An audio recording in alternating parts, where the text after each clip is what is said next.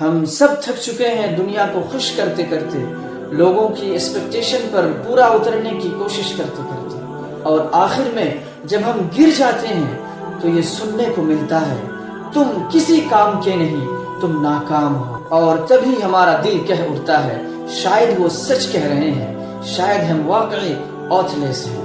لیکن یہ دنیا ہمیں جتنا مرضی حقیر سمجھے، اللہ کی نظر میں ہم سب کچھ ہو سکتے ہیں۔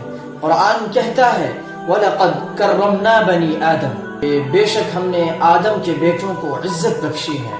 We are not authorless, we are honored۔ ہماری حیثیت دنیا کے جانچنے اور پرکھنے سے نہیں، بلکہ اس رب سے طے ہوتی ہے جس نے ہمیں پیدا کیا۔ And he never creates anything without purpose۔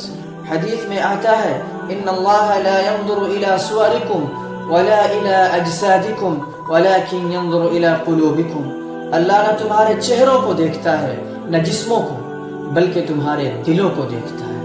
تو چاہے ہم جتنے بھی کمزور ہوں، اگر ہمارے دل میں ایمان ہے تو ہم اللہ کے یہاں قیمتی ہیں۔ ہم ناکام نہیں ہیں، ہم خالی نہیں ہیں، ہم آتھلیس نہیں ہیں۔